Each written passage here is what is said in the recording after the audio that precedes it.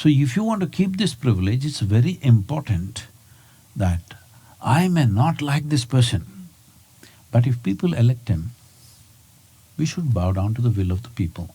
That much humility we must have, that much sense of giving and taking we must have in the society. What do you want? Feudal system? Then you'll go back to bloodletting. Just know this. The moment you do not respect the will of the people, whatever that is, good or bad, then you will go back to the old ways. Old ways is when we want to change power, we will have to kill a few hundred or few thousand people. Otherwise, power will not change, isn't it? From hand to hand, power is not going to change simply like that. Nobody is going to give away that power unless you slaughter enough people. But this is the best system we have that way, that we can actually change. We can actually change the man on the top just like that, because we wish so. But if others wished otherwise, and they empowered somebody that you don't like, you must bow down and you must build your number for the next election, not protest this one. This is very important, and so it's very, very important that all of you must vote whatever you think is right.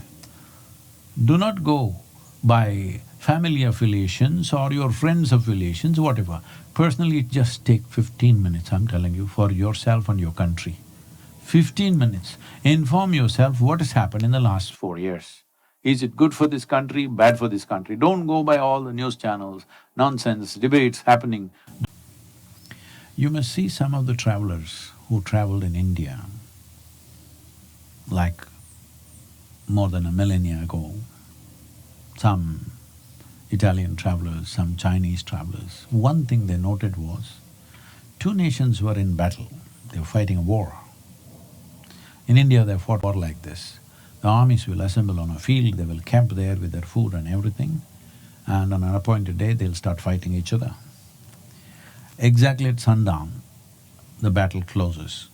They will attend to each other's wounded, and next day morning again they'll fight. So these people, the travelers, noted, when full raging battle was happening in the country, the farmers were still tilling the land. Everything, trade, agriculture, everything was going on, only soldiers fighting the battle. Never others were attacked. Burning of the crops and granaries has always been the first tactic, because once you're hungry, you will crawl, you will not fight. So, killing of the buffalo was in that context. And how many people died without food? Nobody knows. Nobody knows. How many scalps you collected? Maybe there is some account somewhere. That some terrible accounting system must be there, all right? But how many people died of hunger? That'll never be counted. During World War II, when the rest of the world was focused on what was happening to the Jewish community in Europe, what happened in India was, a whole region, which was very rice-growing region, the British army came and took away all the food, burned the boats and the bicycles and the bullock carts so that they cannot go out. They cut the telegraph wires so that they cannot inform the rest of the country what's happened. 3.65 million people died in 4 months of starvation.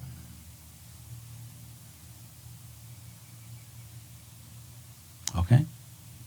In 4 years, I think some 6 million Jews were something killed in Europe, but 3.65 million Indian people starved to death in a matter of 4 months.